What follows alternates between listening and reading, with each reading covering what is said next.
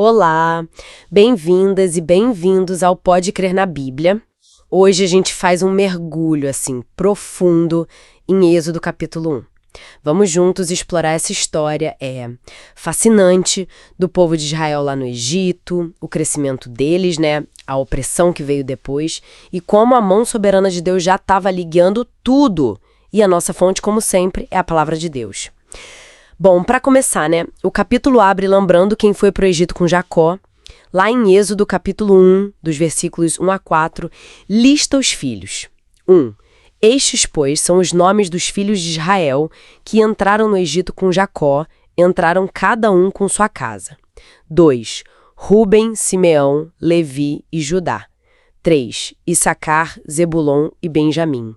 4. Dan, Naftali, Gade e Azer. E o versículo 5 fecha a conta. 5. E todas as almas, pois, que descenderam de Jacó foram 70 almas. José, porém, já estava no Egito. 70 pessoas, pode parecer pouco, mas é a base de tudo. Exato. Esse número 70, ele marca o início, formal, da nação ali no Egito. É a semente do povo escolhido por Deus. E o que vem depois da morte de José e daquela geração, como diz o versículo 6, é impressionante. Versículo 7 é central. 7. E os filhos de Israel frutificaram e aumentaram muito e multiplicaram-se e grandemente se fortaleceram, de maneira que a terra se encheu deles. Esse crescimento todo, não é por acaso. É Deus cumprindo as promessas feitas lá para Abraão e ecoa até a bênção da criação lá em Gênesis. Pois é, mas essa bênção, essa prosperidade logo chama uma atenção indesejada, digamos assim. O cenário muda muito com o versículo 8. Olha só. 8. E levantou-se um novo rei sobre o Egito que não conhecera a José. Esse não conhecer José é talvez até uma escolha de ignorar o passado, Isso leva ao medo. Medo, sim. O faraó olha aquele povo crescendo, se fortalecendo e vê uma ameaça. Os versículos 9 e 10 mostram isso. Ele fala para o povo dele. 10. Eia, usemos de sabedoria para com ele, o povo de Israel, para que não se multiplique, e aconteça que, vindo guerra, ele também se ajunte com os nossos inimigos e peleje contra nós e suba da terra. Quer dizer, a preocupação era perder o controle, e talvez uma mão de obra valiosa. E a primeira estratégia dessa tal sabedoria humana foi a opressão. Trabalho forçado. O versículo 11 detalha isso. 11. E puseram sobre eles maiorais de tributos para os afligirem com suas cargas, porque edificaram a Faraó cidades armazéns, Pitom e Ramessés. E os versículos 13 e 14 reforçam essa brutalidade toda, Diz que os egípcios impuseram uma servidão muito dura, amargurando a vida deles com trabalho pesado, barro, tijolos, campo. E aqui, olha que interessante, a gente chega num ponto que mostra muito a soberania de Deus, mesmo no meio dessa hostilidade toda. O versículo 12 diz assim, 12. Mas quanto mais os afligiam, tanto mais se multiplicavam e tanto mais cresciam, de maneira que se enfadavam por causa dos filhos de Israel.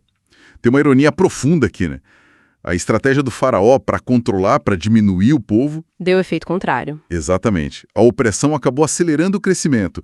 Mostra que o plano de Deus continua independente do que o homem tente fazer para impedir. E isso confirma a profecia que Deus deu para Abraão, lá em Gênesis capítulo 15, versículos 13 e 14, sobre a aflição que eles passariam no Egito. É impressionante como Deus reverte as intenções humanas, Mas aí, como a primeira estratégia falhou, a opressão piora. Ficou horrível. O faraó, então, se volta para as parteiras hebreias. O versículo 15 menciona os nomes delas. Sifrá e Puá. E a ordem no versículo 16 é direta e muito cruel. 16. Quando ajudardes no parto as hebreias e as virdes sobre os assentos, se for filho, matai-o, mas se for filha, então viva. Nossa, que situação terrível para essas mulheres. Mas a resposta delas é um ponto altíssimo aqui no capítulo. Versículo 17 conta pra gente. 17. As parteiras, porém, temeram a Deus e não fizeram como o rei do Egito lhes dissera. Antes conservaram os meninos com vida. E quando o faraó chama elas para perguntar por quê, no versículo 18, elas dão uma resposta bem astuta ali no versículo 19. Elas conseguem preservar a vida e a própria segurança. Essas mulheres, Sifrá e Puá, Elas são exemplos, assim, fantásticos de coragem, de resistência ética, tudo baseado na fé. O texto é muito claro, né? Elas temeram a Deus. Esse temor a Deus foi maior que o medo do rei, e essa prioridade definiu a ação delas. E Deus honrou essa fidelidade, essa coragem. O versículo 20 diz: portanto, Deus fez bem às parteiras, e o povo aumentou-se e fortaleceu-se muito. E o 21 ainda acrescenta algo bem significativo.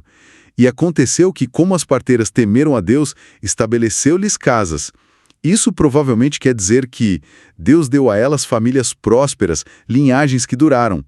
A fé delas teve um impacto enorme. Verdade, mas a resposta do faraó mostra o quanto o coração dele estava endurecido, né? Vendo que o plano secreto não deu certo, ele generaliza a ordem. O versículo 22 é terrível. 22, então ordenou o faraó a todo o seu povo, dizendo: a todos os filhos que nascerem, lançareis no rio, mas a todas as filhas guardareis com vida. Um decreto público de morte aos bebês meninos.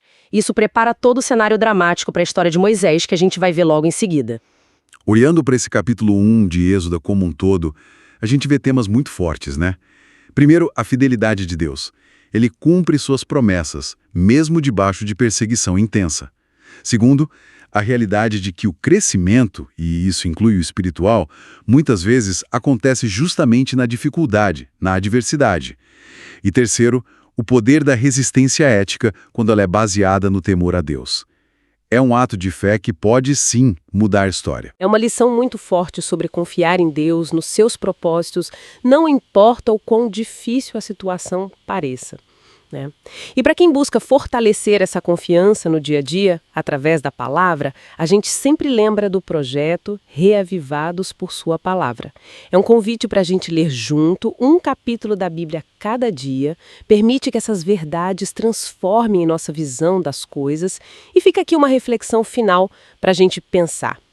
De que forma essa coragem silenciosa das parteiras, que escolheram obedecer a Deus em vez de um decreto imperial, pode inspirar a gente hoje?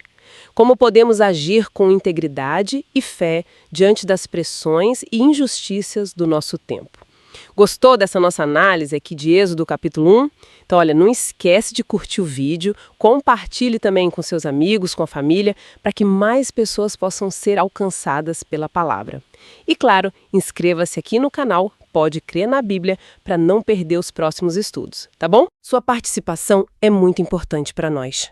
Até a próxima!